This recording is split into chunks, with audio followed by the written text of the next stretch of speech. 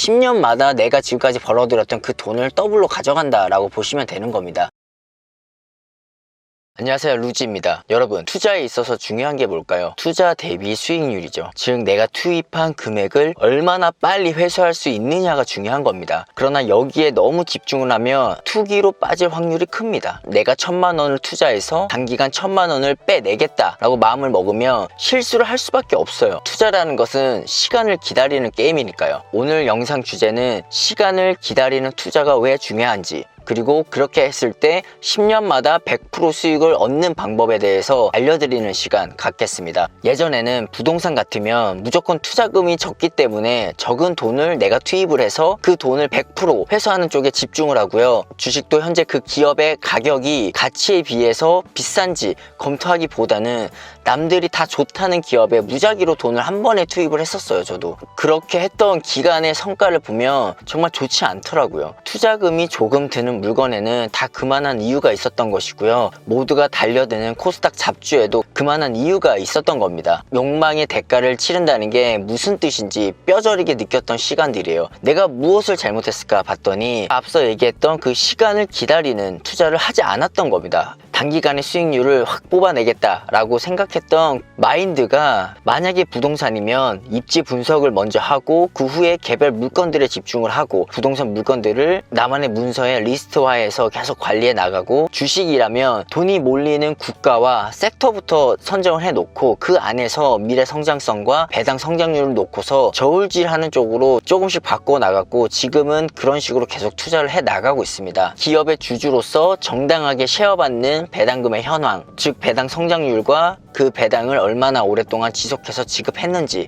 기업이 벌어들인 그 순이익 중에서 주주들에게 배당금으로 주는 그 성향이 어느 정도 되는지를 보고 최소한 나보다 오래 살았고 앞으로도 오래 살 그런 망하지 않을 기업들과 함께하고자 노력을 하고 있습니다. 지금은 당장 수익률이 낮을 수 있지만 보유를 함에 따라서 수익률을 키우는 쪽으로 포커스를 맞춘 거고요. 그렇기 때문에 제가 이전 영상에서 얘기 드린 것처럼 부동산이라면 그 부동산이 깔고 앉아있는 그 토지 가격 성장률에 집중을 했고요. 토지는 어디 없어지는 것도 아니고 계속 재정 투입이 되면서 그 돈의 일부를 정당하게 쉐어받는 데는 토지밖에 없다. 토지가 가장 중요하다고 저는 생각을 했기 때문이고요. 따라서 기업의 지분도 마찬가지인 겁니다. 기업이 벌어들인 순이익을 정말 정당하게 주당 내가 얼마 받을 수 있는 그 배당금이 정해져 있으니까 그걸 계산해서 들어가는 거죠. 내가 최소로 벌어들일 수 있는 수익률과 최대로 벌어들일 수 있는 수익률을 정해두고 그 해당 범위 내에서 최대치로 가기 위한 전략들을 하나씩 추진해 나가고 있고요. 그리고 조금씩 시장 상황에 맞게 기준을 수정해 나가는 과정을 거친다면 평생 가져갈 만한 본인만의 투자 기준과 투자 방법들이 생길 겁니다. 그게 진짜 각자가 가진 무형 자산이 되는 겁니다.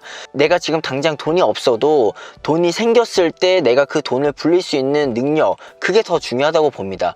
어차피 시간이 지나면 여러분 돈은 알아서 들어오게 돼 있습니다. 우리 모두는 소득 활동을 하잖아요. 내가 만약에 당장 지금 어디 실직이 됐다고 하더라도 최저시급만 해도 주휴수당까지 10,000원 받는다고 하면 내가 한 달에 받을 수 있는 돈이 200만 원인데 그 돈을 불릴 수 있는 여러분들만의 기준이나 그런 철학들이 있으면 누구나 부자는 될 수 있습니다. 그 기준값은 제가 지금 이제 소개해 드릴 건데요. 욕심이 과하다고 생각할 때마다 저는 현재 기준금리와 1등 나라의 연평균 시장 수익률을 떠올리는 편입니다. 따라서 시장을 판단하는 저만의 기준은 적게는 기준금리에서 최대는 미국 S&P 500 시장 수익률이 되겠죠. 약 2%에서 7% 구간이라고 보시면 됩니다. 이보다 내가 더 벌면 시장을 이긴 것이고요. 이보다 못 벌었으면 은행 금리보다 못 번 겁니다. 즉 물가 인상폭도 커버 못한 투자자가 되는 겁니다. 7%를 굉장히 무시하곤 하는데요. 그게 다 단기적으로 봐서 그런 겁니다. 최대 7%씩 수익만 내도 10년이면 7이 법칙상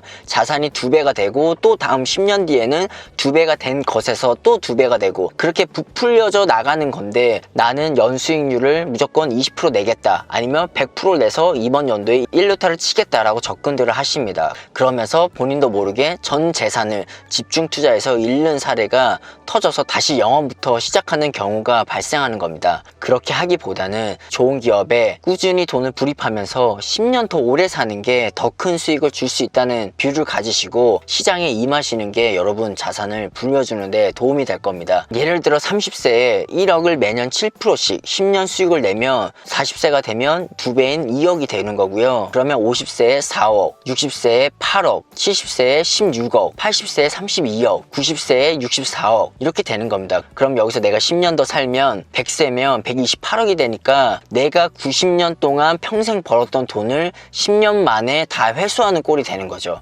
결국 시간이 나의 투자 대비 수익률을 100% 만들어준 셈이 되는 겁니다. 꼭 100세가 아니라 10년마다 내가 지금까지 벌어들였던 그 돈을 더블로 가져간다 라고 보시면 되는 겁니다. 각자 가치관이 다르기 때문에 누군가는 이 영상을 보고 이런 얘기를 할 수 있습니다. 한번 살다가는 인생인데 늙어서 부자가 되면 뭐하냐 라고요. 그런데 제가 생각하는 부자라는 기준은 마음의 부자입니다. 꼭 돈이 많다고 부자가 아니라 내 마음이 부자면 부자인 겁니다. 내가 앞으로 나이가 들어서 부자가 될 게 확실하면 지금도 부자인 겁니다. 내가 이미 부자가 됐다라고 결론을 지어놓고 사는 거니까요. 본인이 믿는 만큼 본인이 생각했던 뷰들이 실행되는 겁니다. 내가 죽으면 끝나는 게 아니라 자식 손자들에게도 연속성이 부여되기 때문에 우리는 지금 하루하루를 성실하게 살아야 됩니다. 다시 돌아와서 제가 제일 이해 안 되는 말이 뭔지 아세요? 돈이 없을 때 집중 투자를 해서 돈을 불려야 하고 그 뒤에 돈을 많이 벌면 분산 투자를 해야 된다는 말이에요. 아니 집중 투자로 돈을 많이 벌었으면 추후에 돈을 번 그때에도 집중 투자를 해서 계속 배로 불려나가면 더 큰 부자가 되는데 굳이 지금 집중 투자를 하고 나중에 분산 투자를 한다라는 게 말이 안 되는 것 같아요. 무슨 소리인지 이해가 어려워요. 저는 본인 실력 너무 믿지 마시고요. 내가 실력이 없을수록 최소한 초반에는 물가 상승률을 커버할 정도로만 내가 자산을 방어해 나가겠다라는 심정으로 투자에 임하시고, 내가 조금 욕심을 부린다면 그래도 세계에서 가장 부자 나라인 미국의 S&P 500 연 수익률 정도는 내가 한번 해보자 라고 그렇게 잡아가시고요. 뭐 당장 뭐 10%,